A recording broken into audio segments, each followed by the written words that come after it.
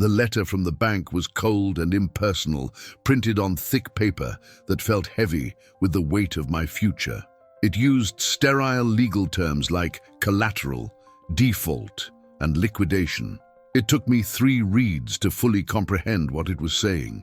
The business loan my sister had taken out was in arrears, and as a result, the security put up against it had been seized by the financial institution.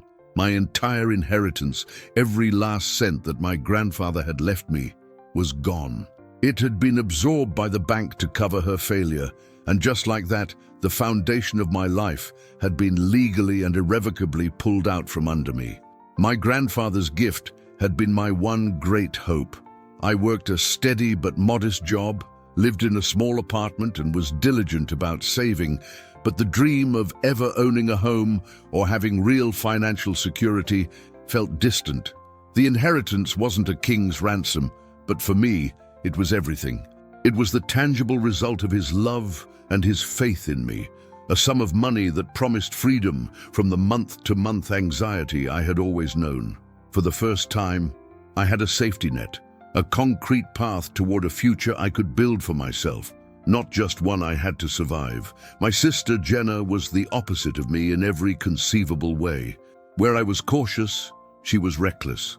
Where I saved, she spent. She was a whirlwind of half-formed ideas and abandoned projects, each one more grandiose and less thought out than the last. She had a trail of failed ventures behind her, from a custom t-shirt company to a short-lived career as a life coach. Each time she failed, our parents were there to pick up the pieces, settling her debts and funding her next brilliant idea. They called her a creative spirit. I saw a pattern of irresponsibility they refused to acknowledge. Her newest venture was an app, a complicated social platform she claimed would revolutionize local communities. She had the buzzwords down, but the business model was non-existent. Naturally, no bank would give her a startup loan. Her credit was in shambles from her previous failures, and she had no assets of her own to speak of. She was furious, ranting about how the system was rigged against visionaries like her. It was during one of these rants at a family dinner that her eyes and my parents' eyes slowly turned to me. I felt a familiar cold dread wash over me. The pitch was delivered with a practiced desperation that was both impressive and terrifying. Jenna explained that the bank would approve her loan, a massive 6-figure sum, but only if it was fully secured with collateral of equal value. My inheritance was almost the exact amount.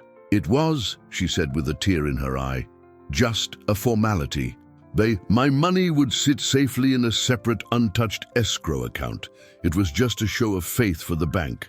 Once the app took off, which she assured us would be within a year, the loan would be restructured and my collateral would be released back to me, completely intact. My parents immediately launched into their supporting roles. My father, a man who prided himself on his financial prudence, told me it was the safest investment I could make because it was an investment in family. My mother said it was a chance for me to finally step up and help my sister, to be a part of her inevitable success. They dismissed my hesitation as selfishness. "Don't you want to see your sister succeed?" my mother asked, her voice laced with disappointment. "We're all in this together. We would never let anything happen to your money." I argued with them for weeks. I pointed to Jenna's history of failure, her lack of discipline. I told them it was too big a risk, that it was my entire future they were asking me to gamble with. Each logical point I made was met with an emotional counterattack. They accused me of being jealous of Jenna's ambition, of not being a team player. They made me feel small and mean-spirited for wanting to protect the one and only significant asset I would likely ever have. The pressure was relentless, coming from all sides, a coordinated campaign of guilt and obligation. The meeting at the bank was the final act of this psychological play. The loan officer, a stern-faced man named Mr. Harris, laid out the risks in clear, unambiguous terms. He explained that if Jenna defaulted for any reason, the bank would have the legal right to seize the entire sum of my collateral without further notice. He made me state that I understood these terms, As he spoke, Jenna fidgeted, and my parents smiled reassuringly, as if to say, "Don't listen to this boring legal stuff. It doesn't apply to us." Jenna and my parents immediately downplayed his warnings as soon as we were in the hallway. "They have to say that stuff for legal reasons," my father said dismissively. "It's just boilerplate language." Jenna promised me, with my mother and father as witnesses, that she would never miss a single payment. She swore on our family's name that my money was as safe as if it were still in my own account. I was exhausted, worn down, and desperate to believe them. I wanted the pressure to stop. I wanted them to be proud of me, so I agreed. The day I signed the final papers, my hand was shaking so badly I could barely form my own name.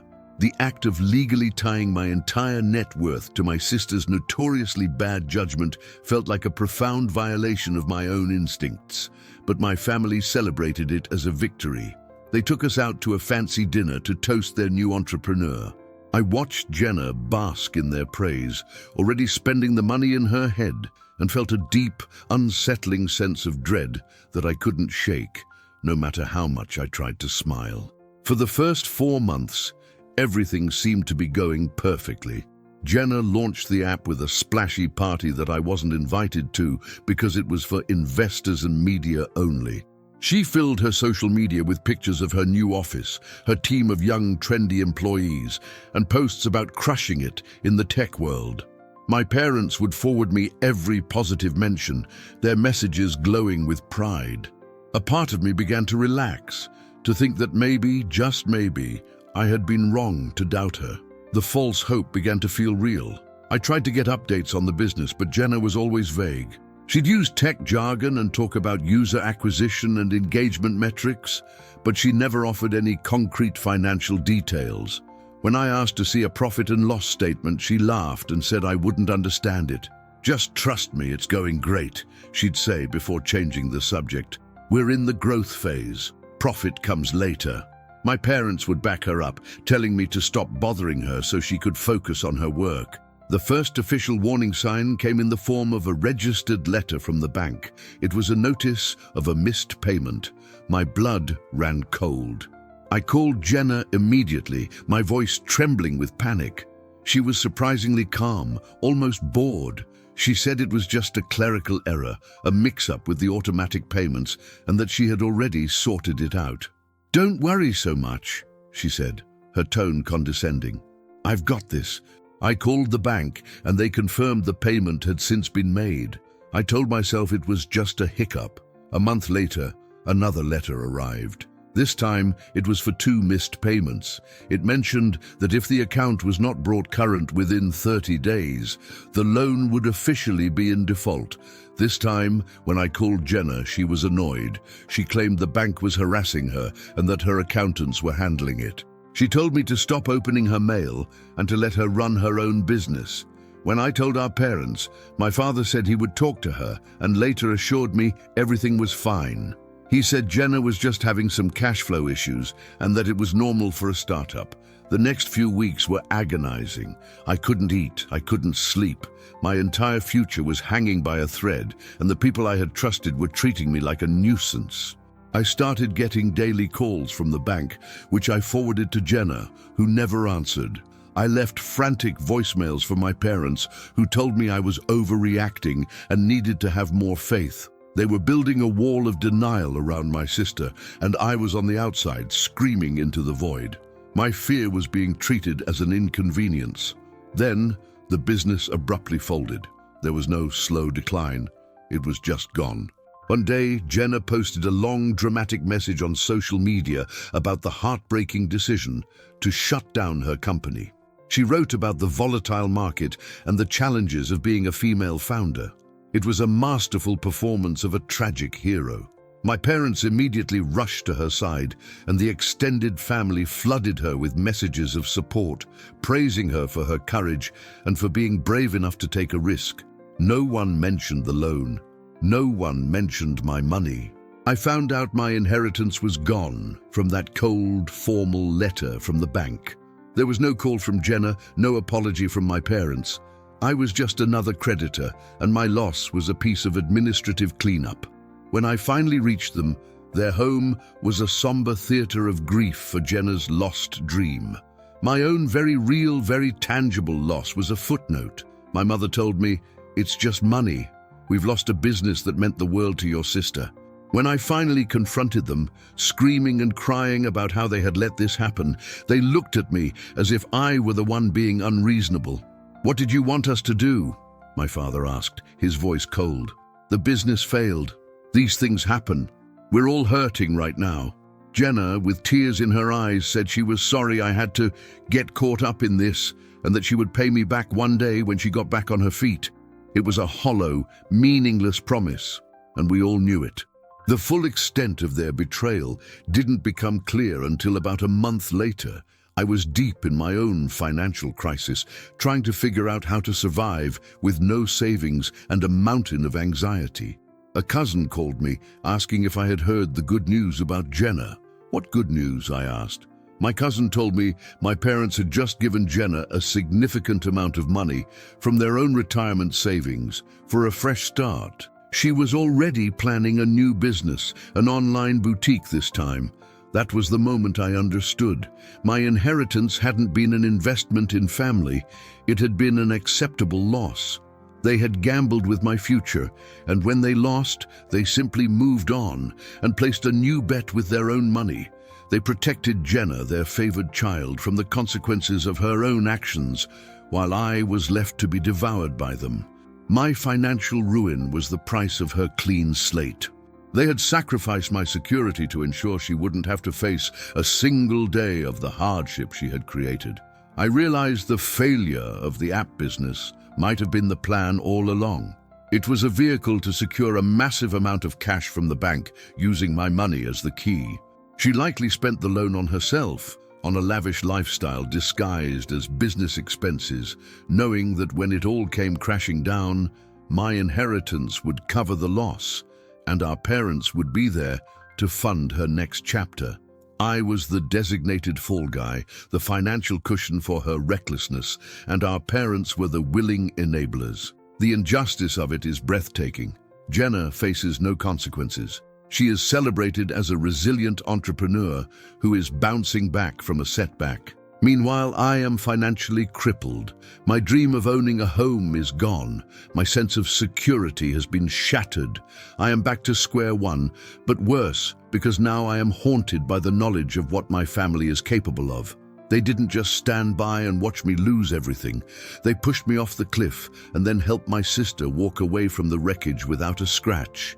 I've tried to explain this to other family members, but they don't get it.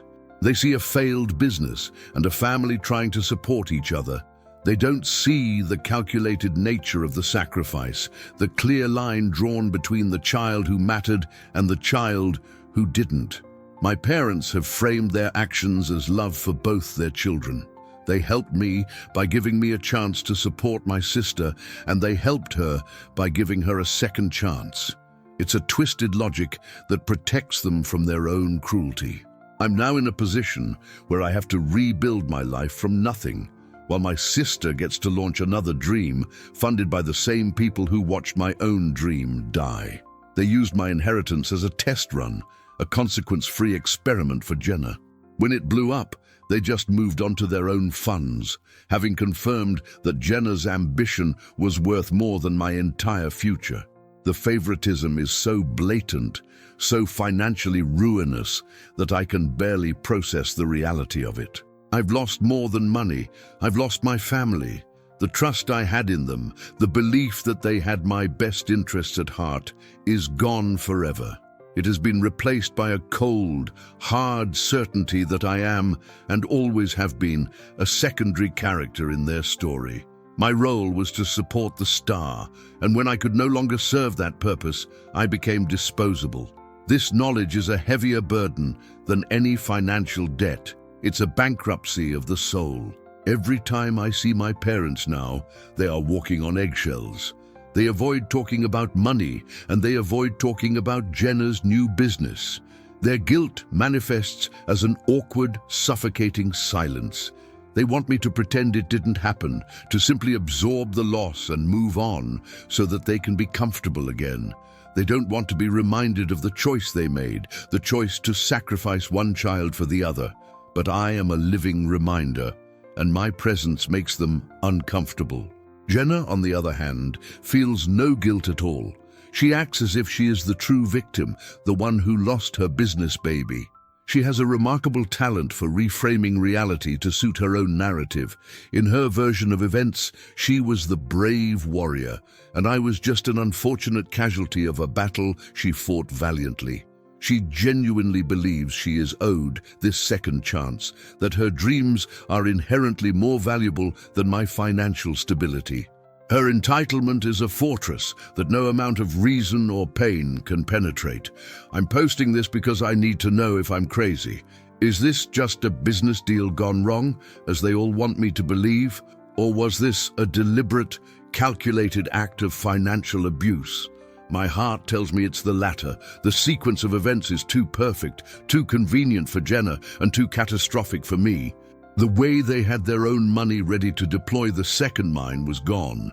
Feels like a contingency plan, not a spontaneous act of love. But without proof, it's just my word against theirs. The financial hole I'm in is deep and dark.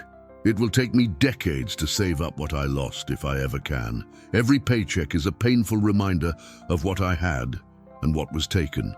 The freedom and security my grandfather wanted for me has been turned into a life sentence of financial struggle, imposed on me by my own family. They didn't just allow me to lose my future, they actively participated in its destruction. They held the door open for the thief, and then they helped her get away. What they failed to understand is that the money was never just money to me. It was a symbol of my grandfather's love. It was a tangible connection to the one person in my family who truly saw me. By treating it so carelessly, by using it as disposable gambling chips for my sister's sake, they desecrated his memory. They betrayed him as much as they betrayed me. That is a stain that can never be washed away, a moral bankruptcy from which they can never recover. The worst part is the loneliness of it all. I can't talk about this with anyone. It sounds like a soap opera, too dramatic to be real. And there's a deep shame in admitting that you let your family do this to you. So I carry this burden alone, in silence. The weight of their betrayal is a constant companion, a shadow that follows me everywhere. It's in the quiet of my apartment, in the stress of paying my bills, in the hollow space where a family's love used to be. I'm trying to move forward, to focus on what I can control. But the anger and the sense of injustice are powerful forces. Some days they consume me. I fantasize about confronting them, about suing them, about exposing them for what they are. But I know it would be a futile effort. It would only drain me further, emotionally and financially. They have all the power, and they have rewritten history to suit their narrative. In their story, they are the loving parents, and I am the ungrateful child who can't let go of the past. My sister's new online boutique is doing well. I see her ads on my social media feed, showcasing a life of success and happiness. My parents are her biggest cheerleaders, sharing every post, celebrating her resilience. Each like they give her feels like another twist of the knife. They are building her new dream on the ashes of mine, and they are celebrating their handiwork for the whole world to see. The sheer audacity of their cruelty is something I will never be able to comprehend. I have learned the hardest lesson of my life, that love can be conditional and family can be a weapon. I learned that my worth in my family was directly tied to my utility. I was the emergency fund, the safety net for their golden child. Once that fund was depleted, so was my value. It's a brutal truth to accept, but accepting it is the first step toward building a life where my worth is defined by me and not by what I can offer to others. It is a painful and lonely path, but it is the only one I have left. The bank's letter was just the official confirmation of a truth I had known for a long time.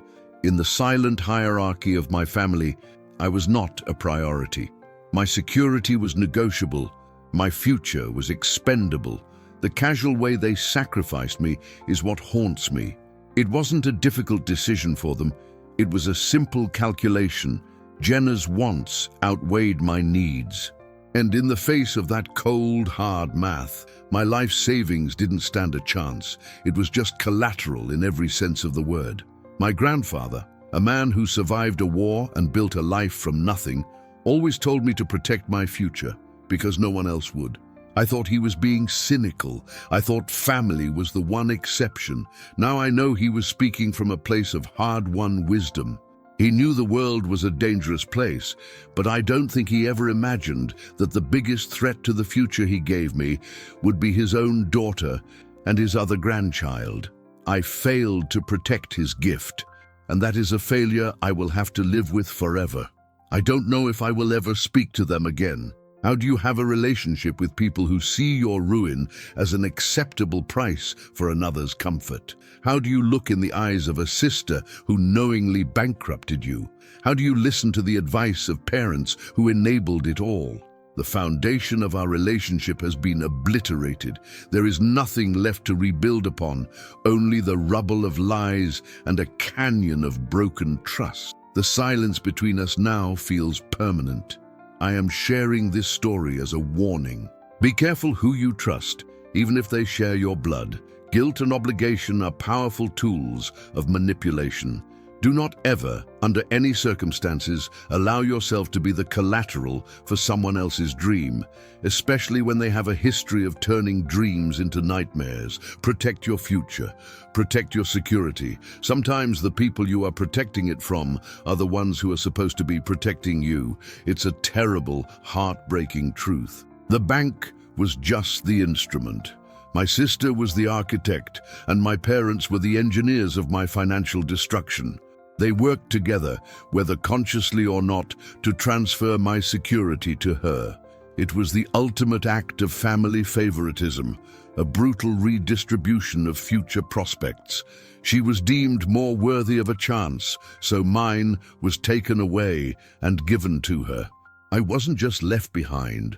I was actively stripped down and pushed back so that she could move forward without any burdens. I often wonder what would have happened if I had just said no and held my ground. They would have been angry. They would have called me selfish, but I would still have my inheritance. I would still have my future. I chose a moment of their approval over a lifetime of my own security, and it's a choice I will regret for the rest of my days.